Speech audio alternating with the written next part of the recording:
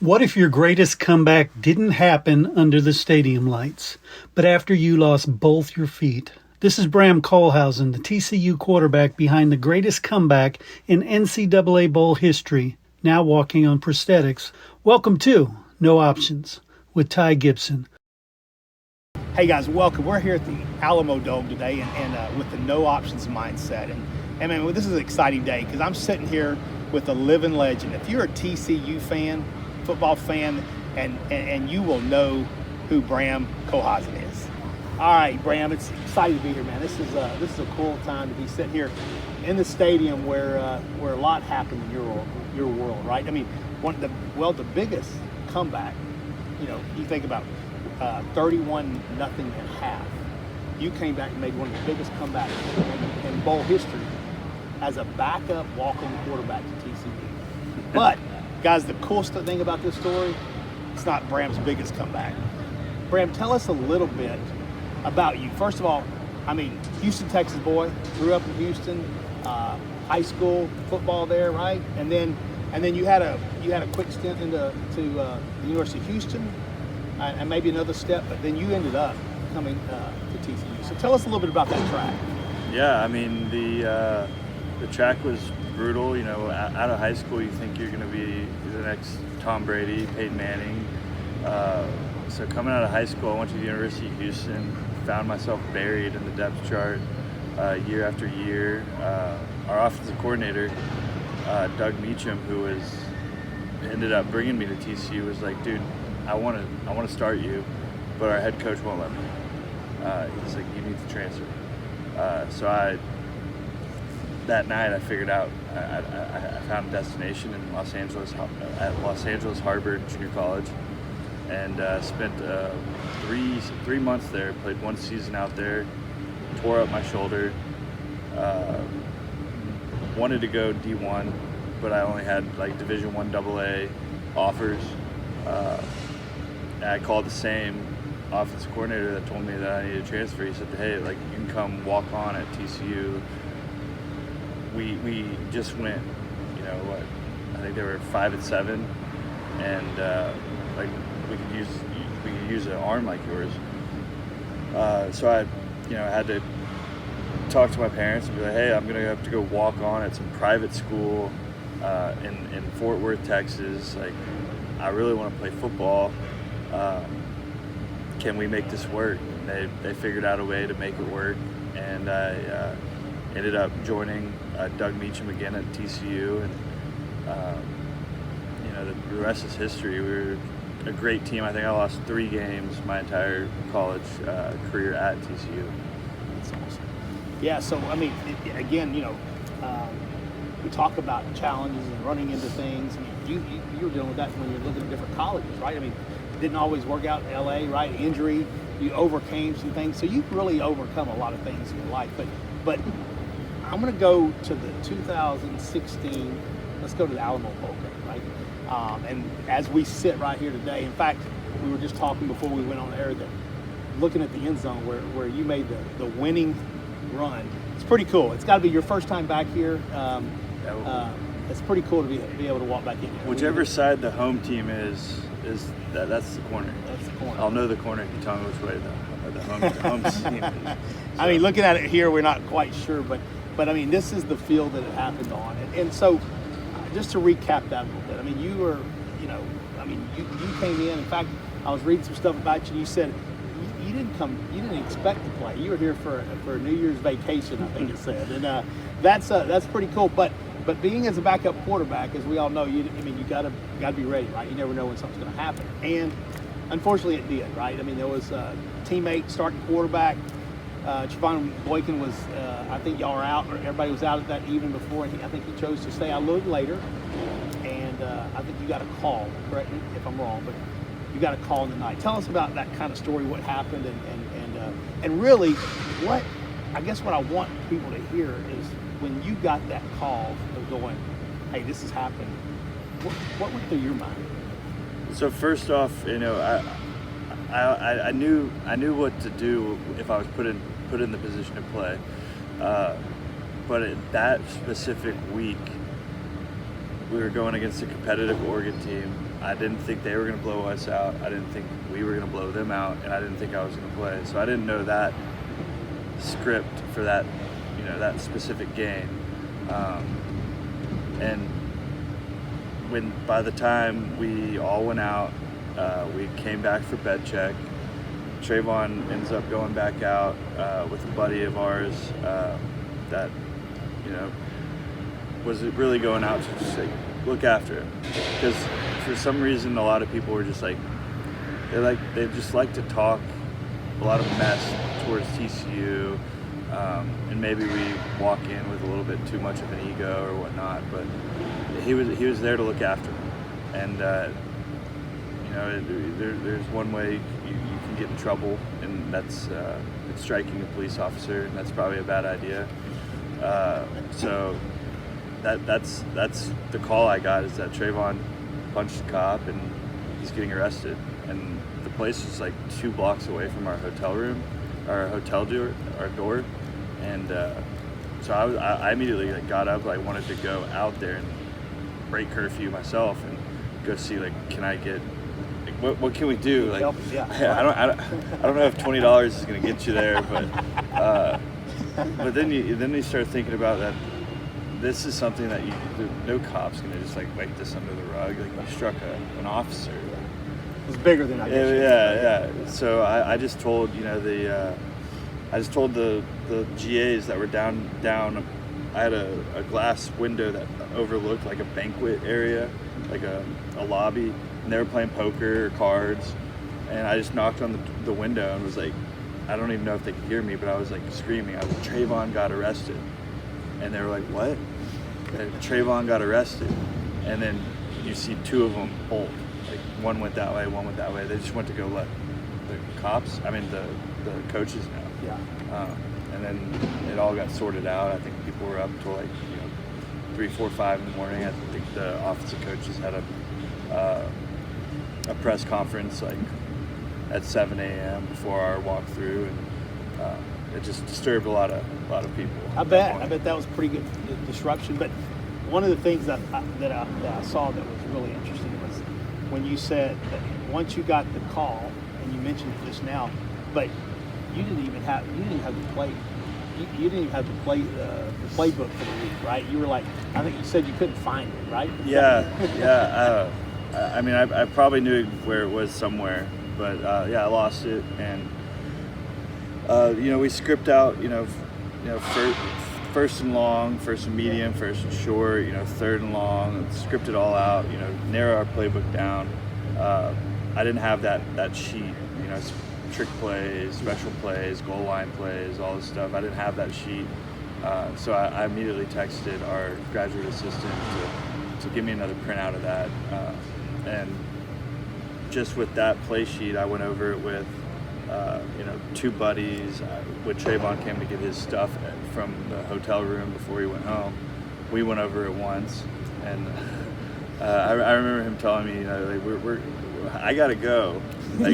They're sending me home. We're gonna go through this one time, and if you screw up, that's on you. I only have time to go through it one time, and we went through it once. I was perfect on it. He helped me. I'd be like, "What's the read? Where do your eyes go? What do you want to do here?" And he walked me through it. And then, really, one of the scary plays that I had was a quarterback sweep to the right. That was a play we built for Trey. He's basically a running back. I think he played running back at TCU for a while and receiver. And they called it for me, and that's when I had to just improvise and be like, I can't turn that corner like Aaron Green can. I can't turn that corner like Trayvon Boykin can.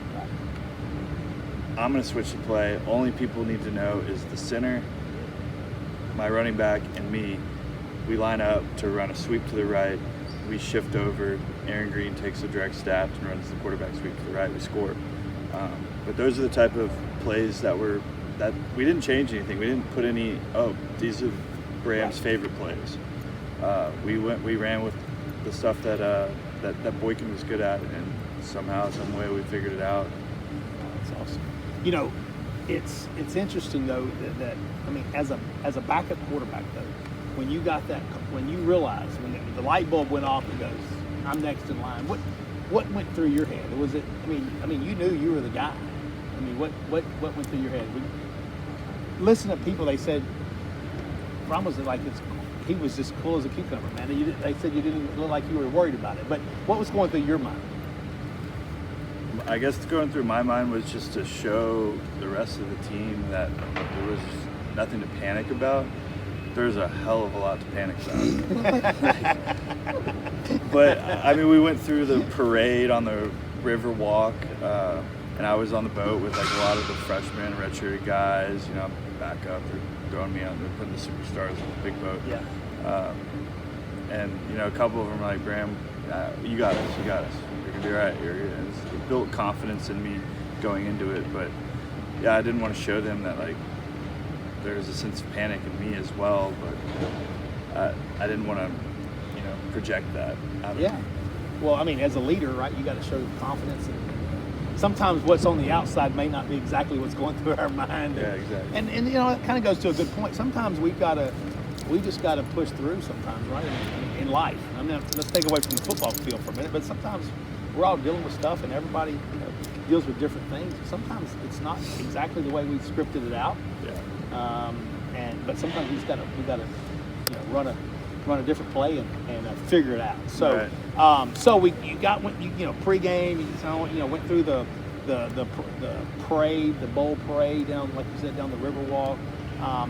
Game day, you got to go through you had a day, right? Yeah, we had one walk through and one walk. Basically one like jog through and then one walk through. Yeah. And then it was game day. So then game day comes, right? And so we're here. I mean, TCU faithful. I mean, you guys during that year, y'all had. Y'all are having a heck of a year. So y'all got. It's a huge fan base here. Oregon traveled well. Yeah. This place was rocking. I mean, these stands were full. So did the nerves ever just kick in to where, or did you pretty much try to keep your head level through all that, or was there a point where you kind of went into a panic?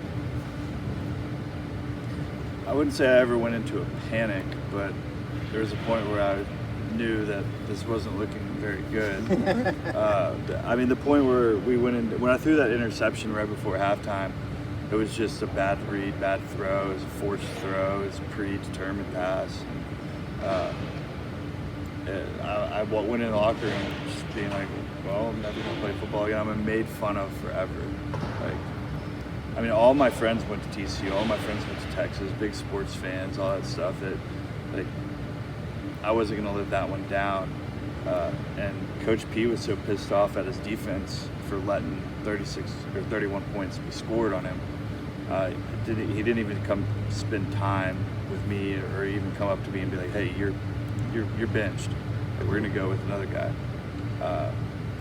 But if you really look at the drives and what we did in the first half, it was like we'd first down, and then there'd be unsportsmanlike conduct, back up 15. We'd start first and 25. Get another first down, and then there's a holding. There's just a bunch of penalties. So statistically, it wasn't a horrible first half. That one interception was bad, but a few drops, and I knew we could play with them, but going in down 31-0 kind of lets you, and knowing you're not getting benched, it gives you a little bit more free reign to make. So some you plays. came out, as you mentioned, you went in thinking this is how I'm gonna play my last football game. Interception right there before the half, but then when you realized he's focused on the defense, scoring 31, you were coming out. You're the guy in the second half, so you come back out, and there was a point, from what I understand, when they were standing outside the locker room, they could hear the opponents. The Oregon team was across the way, and they could hear them in there dancing and having a good time and just laughing. And I think that motivated TCU. Obviously, that gave y'all a little bit of. They were laughing. I mean, everybody has a little bit of different things that motivate them in personal life and sports and everything, but that'll fuel the fire to a lot of defensive guys and a lot of offensive linemen. For me, I was just like, I caused that. Like me being down 31-0, not scoring a point. This is my offense. Like, I caused them to celebrate at halftime, and luckily, some of our offensive linemen and defensive guys heard it, and they were pissed off. Well, an athlete that's competitive, and they hear someone laughing, I'm sure that's really gonna. But okay, so they are coming out, and y'all heard that, and obviously that motivated some of the guys, and then you guys come out, and in that second half, it was. I mean, the first half, like you said, if it could have went wrong, it went wrong, right? And that was it sounded like with TCU, that was just that game, you know. And I'm sure we all deal with that, right? Those days, even as a person, sometimes you wake up and things just happen, and that's what happened the first half. So then, second half comes out, and you started seeing the momentum. I think TCU, from what I could tell, saw a couple glimpses of opportunity, right? Yeah. I think y'all scored right out of the gate. And then the second half y'all started having that momentum started rolling, and you could see the eyes light up right on the sideline. Talk a little bit about feeling the change in momentum. Yeah, there's an article that ESPN wrote probably 6 years ago, and it featured me, Mike Leach, and a few other sports figures on like the feeling of momentum and like what it feels like. And definitely, like, when we came and scored a field goal, like, great, it's 3 points, but we have to pick at it somehow, that 31 points. So we got 3 points. That's a little bit of momentum. And then when we get a stop and we go score on like a 4th and 5 or something on a fade route to Jalen Austin, they're like, okay, 10. And then the big turn of momentum was when we get that fumble on that kickoff, and then it turns into a 17-31 game, and that's doable. A lot of, like, no game is over at 17-31, and you could feel the momentum. There was a lot of things went against Oregon when they lose their quarterback, and then they lose their center. But we didn't have our quarterback or center the whole time, so kind of even the playing field. Even the playing field with a 31 point spot. Yeah. Well, and then so and I think that talks about small steps, right? Small wins. You got 3 points. So little things, taking small steps, but it started really to open the eyes of the team and give them hope, right? Yeah. And they started seeing that this game's not out of reach. And then obviously they kept going. Like you said, the kickoff fumble that brought y'all back in, and then what we talked about a while ago in this corner, right? Y'all got within the points, and then the last, I guess one of the calls got you running around the end, and I even saw it when there was a defensive end or somebody that was trying to play both, the running back and you, and when you had him, you did a little move, and he committed, and you jetted down the sideline right here to score the touchdown. Yeah. Talk a little bit about that, because that was the key point that put y'all over. That was the game-winning touchdown. The game winner. Yeah. Okay. Now, that was the winner. So talk a little bit about that brought y'all around. So it was a speed option to the short side of the field, and it looked good. I've never really ran, like, in high school. I'm sort of fast, not really, but probably not Division I fast. Like, I'm fast, but I'm not fast.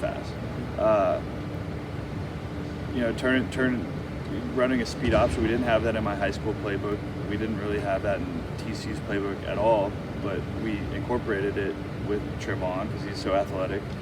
But we didn't change the script for me.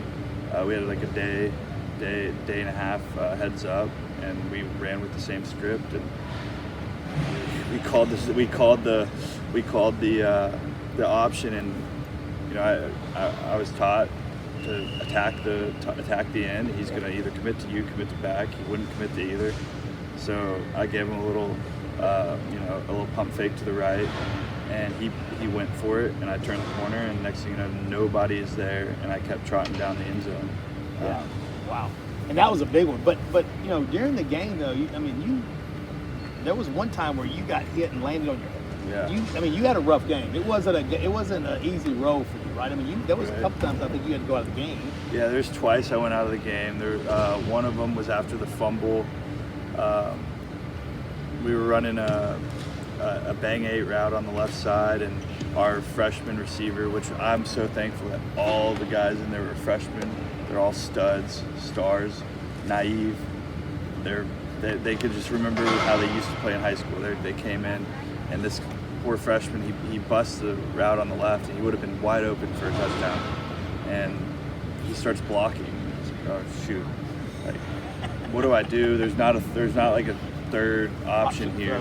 So my third option was to run, and I take off and went to the left side of the field. And thank God he was blocking, maybe, because he held a good block against that cornerback. And one of my big brag points is that I outran DeForest Buckner, his first round pick.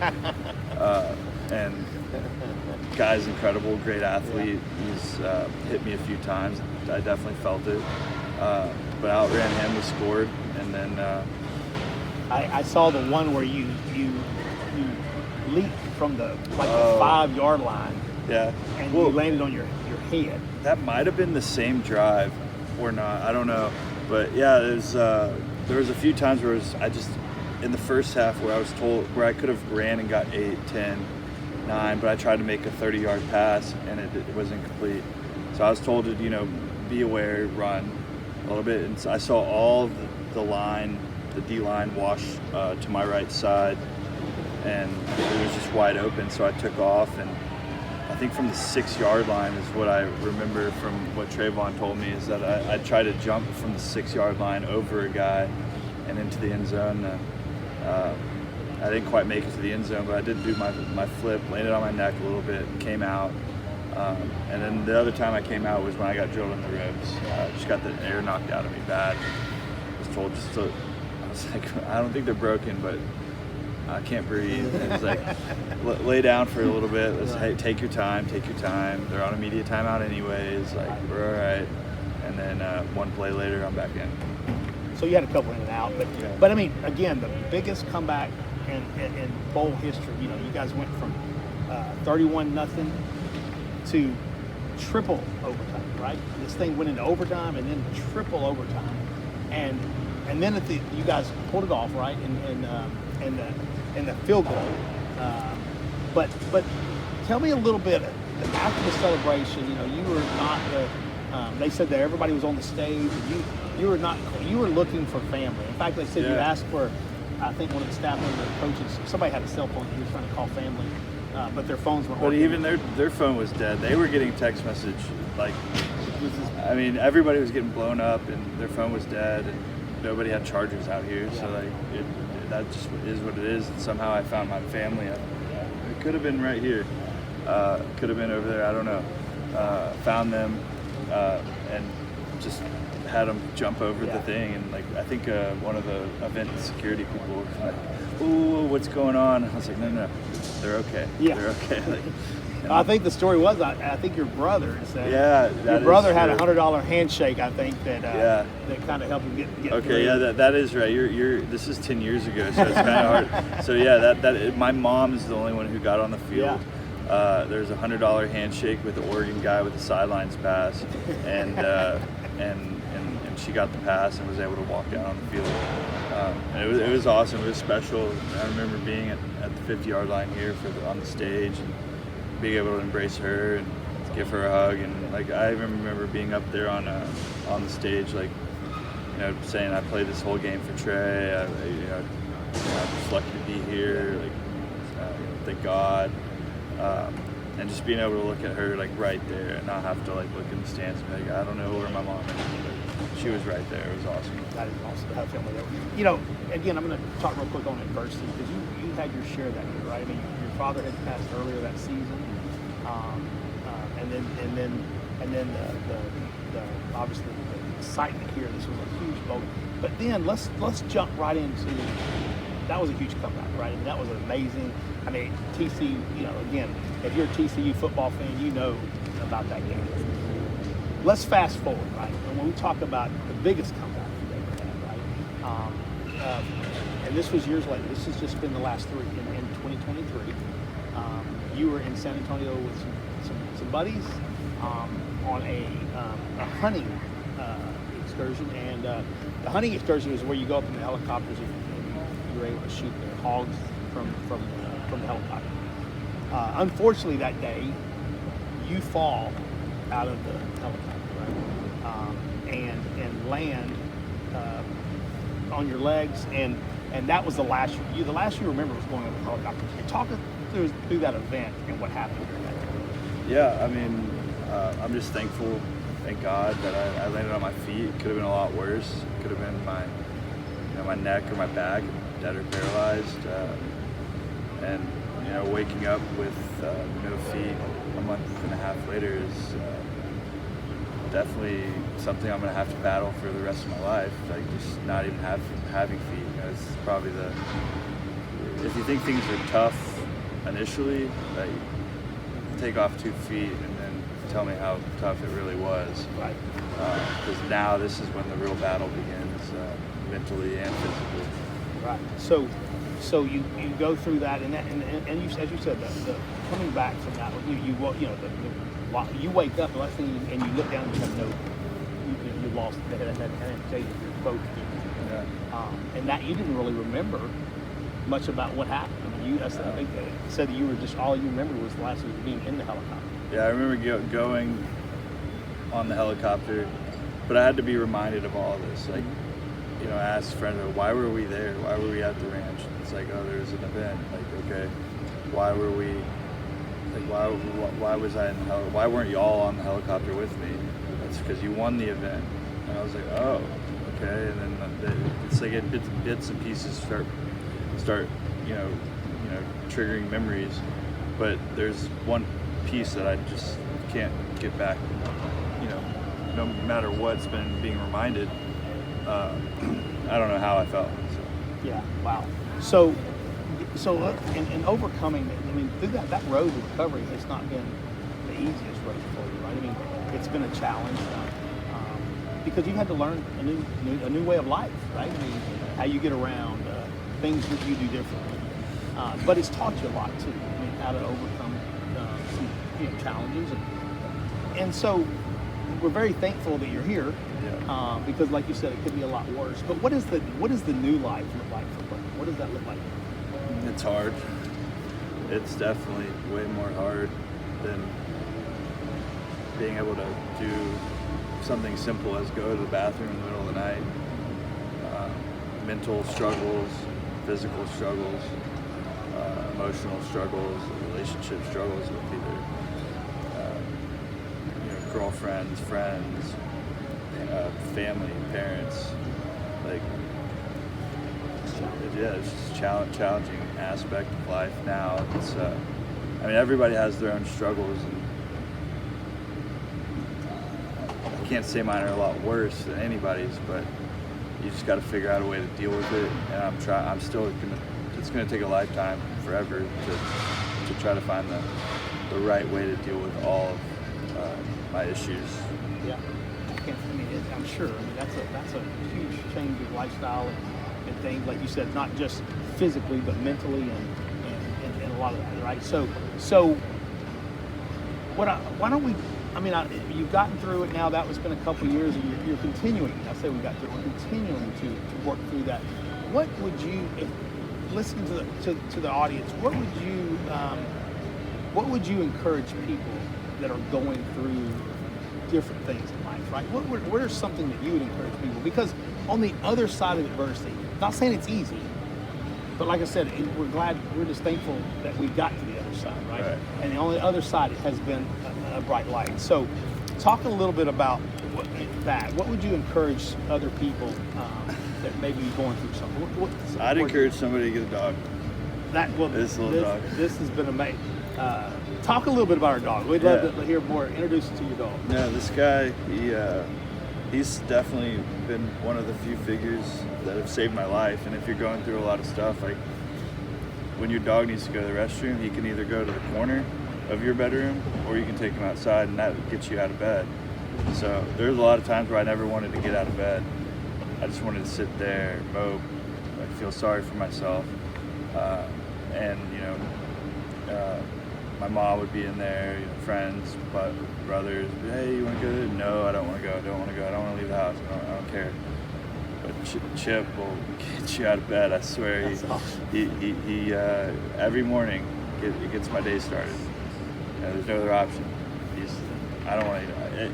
And if I ignore him, I'm gonna have to clean it up anyway. So that's right. That's right. So So that's a little bit of a motivation, But I mean, again, finding, Chip's gonna finding things that help us get through things is something to encourage, right? Find the people, find the dog, find the thing that really helps, because everybody's different. But I'll tell you, Chip's is a bundle of joy. As we came into the stadium, he was doing donuts around us. That's awesome. So what is it? What is your goal now that we've gotten over it? I mean, like this, you are connecting with people and helping people. Is that something you want to continue to do by telling your story and helping others through whatever they may be going through? Yeah, I haven't really put that much thought into all of that yet. I feel like I'm fairly new to this life and still trying to get my kinks out, and then from there I can propel and try to help a few other people on the way. But yeah, my goal would be to get adaptive sports a little bit more juice, so kids that are born without limbs or lose their limbs or have an opportunity to enjoy some of the stuff that I enjoyed growing up, which would be baseball, football, basketball, tennis, anything. There's a lot of foundations that are creating good experiences for people with challenges and limb loss, and a few of them would be like Adaptive Sports Center in Gunnison, Colorado, or Crested Butte, Colorado. That's actually where I'm going to go try to figure out if I still like to ski. They're going to take me on a 2-day guided lesson out in Crested Butte, Colorado for free. And then from there I'll figure out I can still ski, because right now I thought I'd never be able to ski. I'd never be able to ski again. I'll always be at the bottom of the mountain, hanging out, waiting for everybody to get back. There's adaptive training facility in Dallas area, the DFW area. They're great. They have a great foundation.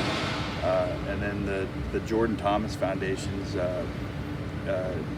it's more golf related, and that's the one I want to start getting involved into as well, because it's still a passion of mine, and something I can still do on my prosthetics is golf. I'm very open to trying new things with my prosthetics on it. Yeah. But I'll tell you, through your story, you're encouraging a lot of people, and I really do appreciate you sharing and meeting us here today to just kind of talk about it, because I think, and even in my situation, I never really wanted to talk, and I hope I encourage you through this. I never really wanted to tell my story, but as I started realizing, the more I told my story, the more people I heard from talking about, man, I'm so glad you shared that. Right. And I can tell you, just from listening to your story, there's a lot of people that you're encouraging, whether it be a young kid maybe dealing with the loss of a limb, or like you said, born without a limb. So I hope that you can still move forward in telling your story, because I think this world we live in is hard. So I think if we can lock arms and get through it together. Yeah. And I think with your story, you got a lot to share and a lot to give. Sometimes when we go through these things, adversity just opens up an opportunity, right? That's the way I look at it, right? It's an opportunity now for us to do something different and to help people. This story is now out there. There's a documentary out, which is I watched it, and it's amazing. It's a great job. I got to give credits to the folks who put that together. Clint Foster did a great job, a fantastic job. I mean, he worked. He was in TCU equipment, TCU media, and he's a full-time high school history teacher. And for a history teacher to put something out like that type of product, it was pretty fantastic. And I would encourage you guys, if you have the opportunity to go watch, remember the Alamo Bowl 2016, and it's an amazing documentary, and it has a lot of detail, and it's a really good history lesson as well. So, but it's really cool. And Bram, I can't thank you enough for being here. And and inspiring me, and hopefully inspiring a lot of these folks that are watching this. And I encourage you to keep doing it, because I think it's an amazing thing. So thanks again. Yes, I appreciate it. you. Yeah. Thank you. It's an honor.